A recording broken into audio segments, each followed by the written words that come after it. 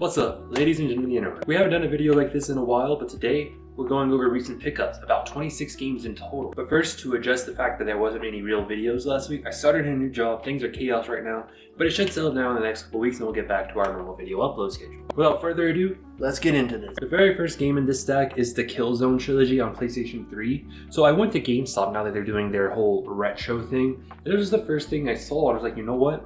This has to be the first PlayStation 3 game I buy during this new retro initiative. So very glad to have this. I do have them all already, but I had no idea they came in a trilogy as well. So now I have that trilogy. During that same trip, I also got Tom Clancy's Splinter Cell Double Agent. Now don't get me wrong, the PlayStation 3 and Xbox 360 version of this game is the worst version to play. This game is best on like the PlayStation 2, GameCube, etc. They're basically completely different games, different stories, different missions. This one is not the best, but I like it anyways. Recently got this, Bill Lambert's Combat Basketball for the Super Nintendo. This is actually the first physical Super Nintendo game that I buy, so I'm pretty excited to be getting this collection off the ground and started running on it. I also got Spin Jam on the PlayStation 1. I don't really know much about this game, but the whole art and everything of it looked really cool, so I was like, you know what? Let's pick it up. Beijing 2008 Olympics on the Xbox 360. I saw this at one of the few local game stores we have, and I was like, you know what? That looks really fun. I love the Olympic Games, particularly 2012. I don't know where it is. I have it on PlayStation 3 somewhere, but I don't know where that's at. Maybe it got lost in the move, maybe not. I don't know. Deus Ex Mankind Divided on the PlayStation 4. I have this on the Xbox One, but I've been wanting to replay it recently, so I saw it on the PlayStation 4. I was like, you know what?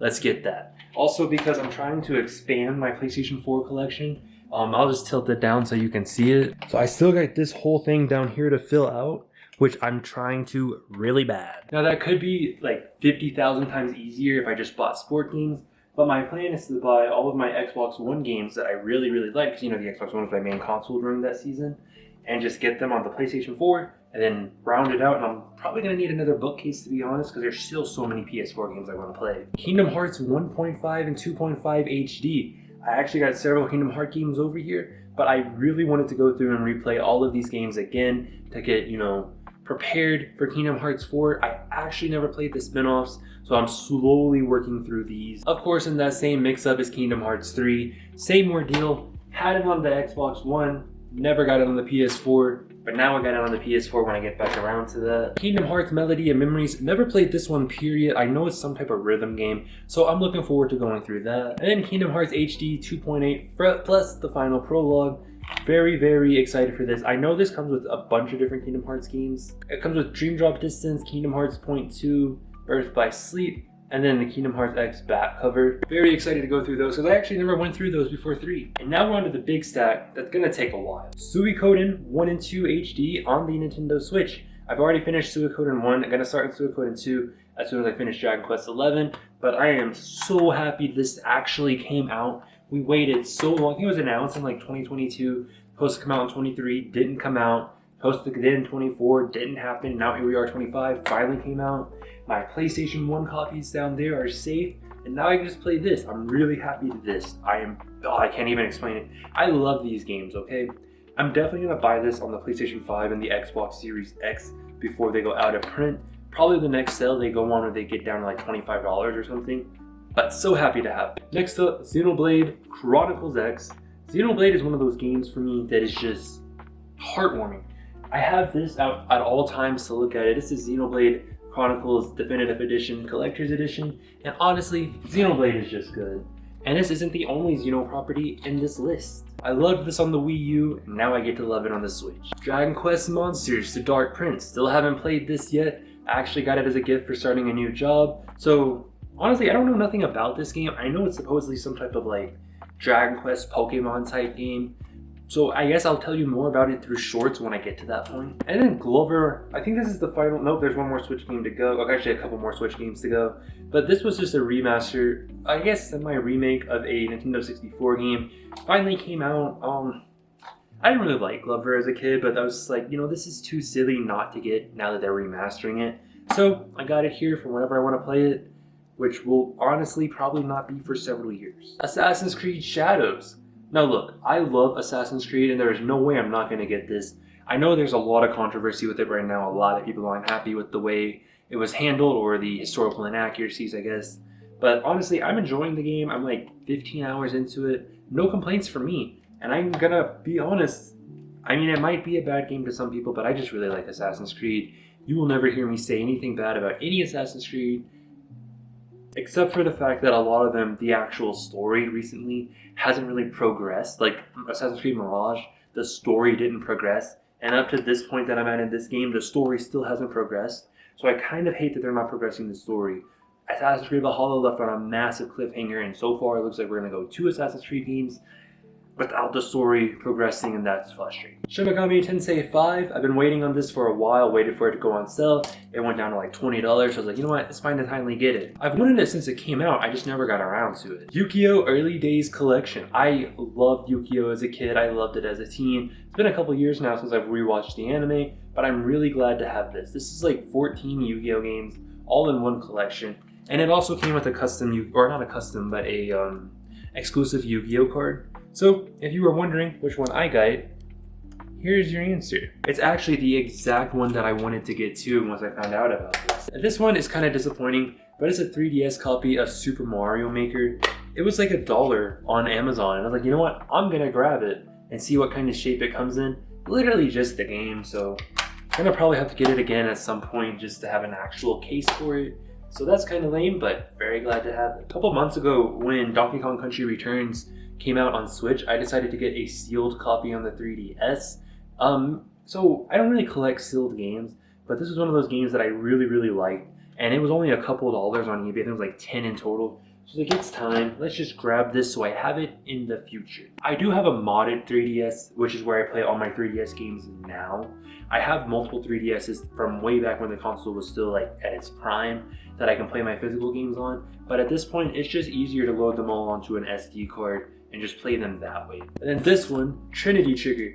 I got this because I know when Suikoden came out that I was going to be in a massive Suikoden mode, and a lot of people say that this is very similar to Suikoden, so just in case once I finish Suikoden 2 I want more, going right into this, because I want to rebuy those games on the PlayStation 2, because I don't got them anymore, but I want to get them again, but I know those are going to be expensive. Another sealed game, Lords of Arcana. So the reason I got this is because I saw it randomly on Amazon. It was like $15 for a sealed PSP game.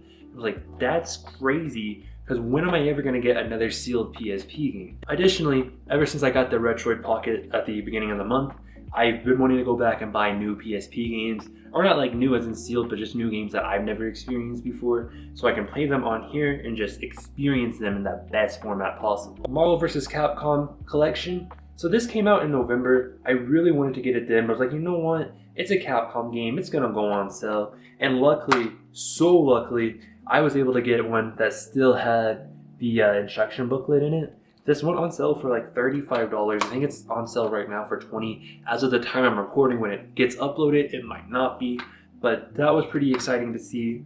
I put a lot of time into this, like 15-20 hours, which for me, for fighting games, that's a lot, because usually I just play them a little bit and then I'm gone, but this I keep coming back to at least once a week. And then these 3 games are kind of all in the same vein. Resident Evil 2 Remake, I mean, what can I say about it that I haven't already?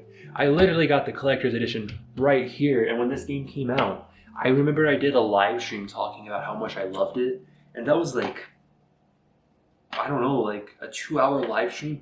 Nothing else I can add to this, to be completely honest with you. Resident Evil 3 Remake, for the longest time, that exact picture of Carlos there, I had a Photoshop version of my face onto his, and that was my profile picture on this channel for so long. Very happy this came out on PlayStation 5. Did not think that was gonna happen. I knew 2 would, but I did not think 3 would, because 3 didn't do so hot. And then of course, Resident Evil 7 as well. This comes with all the DLC, which the only DLC I ever played for it was Not a Hero. So I am looking forward to replaying these games. I'm probably gonna do it in the summer, and then just experience those DLCs. For whatever reason for me, with Resident Evil, every time, and this was never planned, but every time I go back to replay these games, it is always in the summer when it's at its hottest. If you go back and look at the history of my channel, whenever I do the rare live stream, it's usually going to be a Resident Evil game, and I am almost always doing that in June or July. And now, the holy trinity of this pickup video, the one I hinted at earlier in the video, the one I'm so happy and so proud to have again, that I honestly paid way less than it's worth. Xenosaga Episode 1 on the PlayStation 2. This is a pristine copy. I paid like $22 on eBay for this. It goes for like $40 around there, but this is a perfect copy. Absolutely perfect. No damage anywhere, no blemishes. The instruction booklet is in picture perfect, immaculate condition. Even the disc. Okay, give me a second to get out of here. The disc looks almost brand new, almost unplayed. I'm currently playing through this on my Retroid Pocket. I dumped it onto... Actually, I'm not going to explain it because that's illegal. If you know, you know. I personally don't believe in emulating games unless I own them physically, so that's why I did this, so that I can play it on my Retroid Pocket 5. I love Xeno, but Xenosaga, for whatever reason, I never really got around to playing as an adult again, and I remember absolutely nothing about it. I am going through and I'm getting all the Xenosaga games that ever came out. Some of you guys know this, but some of you don't. I am bilingual. I do speak Japanese on a native level fluency. Fun fact, before the pandemic happened, I actually won a JET contract and I was gonna go to Japan and teach English to kids over there. So that didn't end up happening, which is kind of good because that's completely different than my major. I'm an engineer. Right now I'm a DevOps engineer. That's my new position, which I guess I'll make a video talking about that in the future. But a lot of these Xenosaga games were Japan exclusive, and I'm going to be going through them. I'm probably going to talk about them as like a whole saga review whenever I get around to finishing all of them, which will probably be like this time next year or something.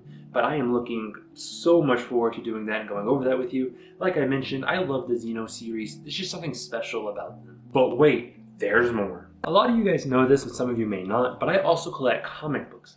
I've not been buying comics lately because all my comics are back in Kentucky and I live in Texas, and I just not been able to bring myself to buying more until I get my entire collection because I don't want to buy something twice. But these are brand new, so there's no chance in buying them twice, and that is Ultimate Spider-Man Volume 1. Ultimate Spider-Man overall is my favorite comic book in history, so the fact that they are bringing it back now, I just love that. Also, Ultimate Spider-Man Volume 2. And this one, I'm not too proud of. And I don't even know how to like bring this up without it being weird. But it's the Street Fighter Swimsuit Special Edition. Buying this was so bizarre. Look, I bought it for the art. I didn't... Actually, I can't show that page. Can't show that page. Okay. Nope, can't show that page actually. Can't show that page. Hold on, I'm gonna find a picture I can actually show. Can't show that page. Can't show that page. Can't show that page. Jesus Christ. Can't show that page. Can't show that page. Can't show that page. Can't show that page. Is there any pages here that I can actually... Okay, I can show this page. The art in this is so great. I am so happy that I was able to find this on a really good sale. It was like $50 normal. Caught it on an Amazon sale for like $20, I think it was. I was like, you know what?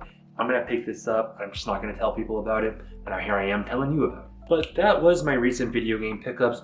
What do you think about them? Have you gotten new pickups recently? Is there anything that I picked up that you wish you had or that you have questions about and are wondering why I bought? Not including Swimsuit Special Edition. I am not going to justify that to you. Mostly because I just don't want to talk about it. It's weird, but it's quirky and it's going to be a cool part of Street Fighter history. But with all that being said, I live in the Chihuahua Desert. It is freaking hot out here. All forms of air conditioning, fans, and everything else I turned off for this video so the microphone doesn't pick it up. So we're going to end this here before I give myself a heat stroke. So with that being said, don't forget to like, comment, subscribe, try not to die, and I'll see you in the next video.